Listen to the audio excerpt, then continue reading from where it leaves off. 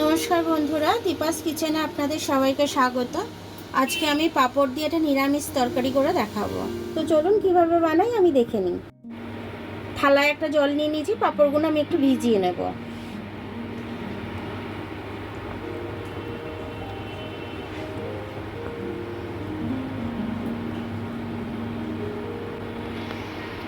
পাঁপড়গুলো আমি ভিজিয়ে ভিজিয়ে তুলে রাখছি, কিন্তু একসাথে জড়ো করে আপনারা রাখবেন না, তাহলে কিন্তু পাঁপড়গুলো সেটে যাবে একসাথে, তাহলে ছিঁড়ে যাবে পাঁপড়গুলো।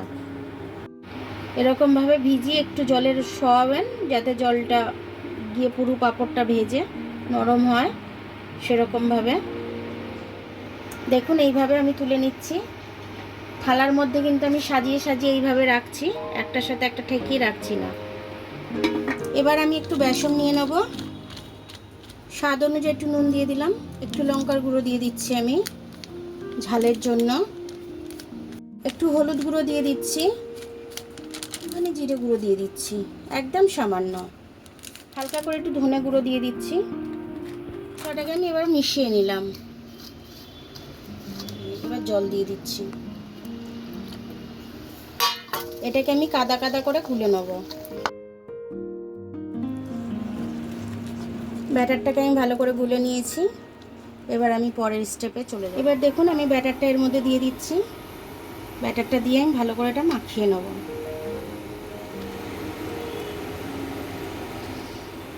এইভাবে এটাকে আমি রোল করে নেব।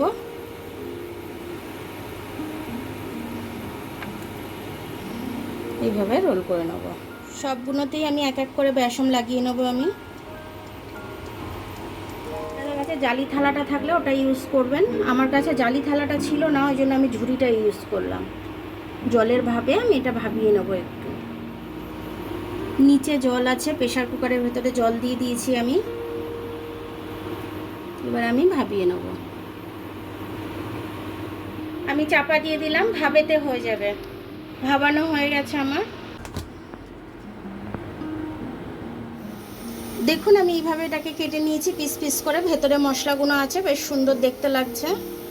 প্রত্যেকটার ভেতরে দেখুন মশলা আছে, খুব সুন্দর লাগছে। আদাটা আমার লাগবে, আর তারপর বাদ বাকি গুঁড়ো মশলা দেখিয়ে দেবো। আমি এগুলো একটু ভেজে নিচ্ছি হালকা করে। হালকা করে একটু ভেজে নিলে পরে খেতে ভালো লাগে। হালকা করে একটু ভেজে করবেন, তরকারিটা খেতে খুব সুন্দর লাগবে। বেশিক্ষণ কিন্তু আমি ভাজবো না, আমি তুলে নেবো, নাহলে মরমরে হয়ে যাবে একদম। পাঁপড় তো। এবার আমি এগুলো এক এক করে তুলে নিচ্ছি। প্রত্যেকটা আমি একইভাবে ভেজে নেব। একটু জাস্ট আমি তেলে দিয়েই কিন্তু জাস্ট উল্টে পাল্টে আমি তুলে নিচ্ছি।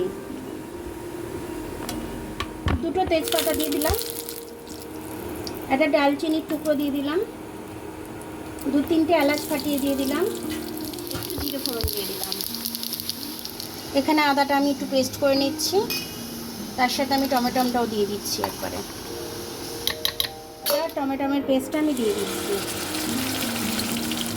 আমি একটু গুঁড়ো লঙ্কা দিয়ে দিচ্ছি ঝালের জন্য, একটু ধনে গুঁড়ো দিয়ে দিচ্ছি, একটু জিরে গুঁড়ো দিয়ে দিচ্ছি। জিরে অল্পই দেবো, কারণ আমি ফোড়নে জিরে দিয়েছি। দুধ দিয়ে দিচ্ছি আমি। এবার এটাকে আমি ভালো করে কষে নেব, তেল ছাড়া অবধি। একটু আমচুর পাউডার দিয়ে দিলাম। অ্যাকচুয়ালি ওই ব্যাটারটা তো আমার দেওয়ার ছিল, বেসনের ব্যাটারটাতে, ওটাতে আমি ভুলে গেছি দিতে, আপনারা দিয়ে দেবেন।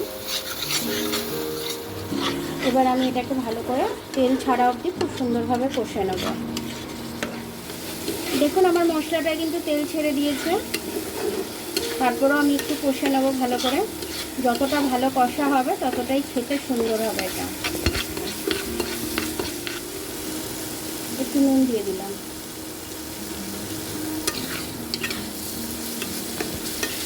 আপনারা চাইলে হিংও দিতে পারেন, আমি হিংটা দিলাম না, কারণ হিঙের গন্ধটা আমার পছন্দ হয় না, ওই কারণে। পারলে একটু কাশ্মীরি লাল লঙ্কা দেবেন, তাহলে কালারটা খুব সুন্দর আসবে। আমার কাছে কাশ্মীরি লঙ্কাটা নেই, তার জন্য আমি দিতে পারলাম না। এবার আমি জলটা দিয়ে দেবো।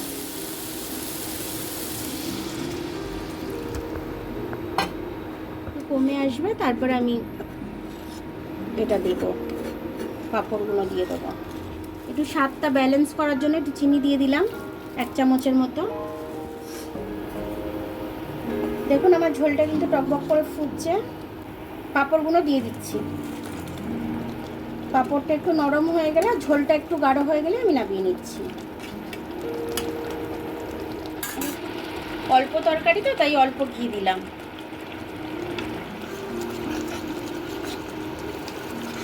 এরকম করে আপনারা একদিন খাবেন, দেখবেন খুব ভালো লাগবে। নতুনত্ব আইটেম বাড়িতে করে দেবেন, বাড়ির লোকেরাও খেয়ে খুব খুশি হবে।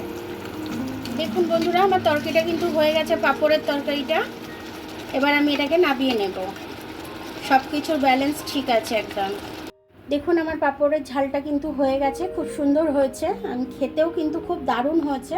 আপনারা এই রেসিপিটা একবার ফলো করে আপনারা করবেন, করে খেয়ে আমাকে কমেন্টস করে জানাবেন যে আপনাদের কেমন লাগলো। আমার ভিডিওটা দেখার জন্য অনেক অনেক ধন্যবাদ। আমার ভিডিওটা যদি আপনাদের পছন্দ হয় তাহলে লাইক, সাবস্ক্রাইব, একটু বেল আইকনটা একটু টিপে দেবেন। আর যদি ফেসবুক থেকে দেখেন তাহলে লাইক আর ফলোটা একটু করে দেবেন। আমার পাশে এইভাবে থাকার জন্য অনেক অনেক ধন্যবাদ। আর আবার কাল দেখা হবে নতুন রেসিপির সাথে। ততক্ষণ আপনারা ভালো থাকবেন, আমি আসছি।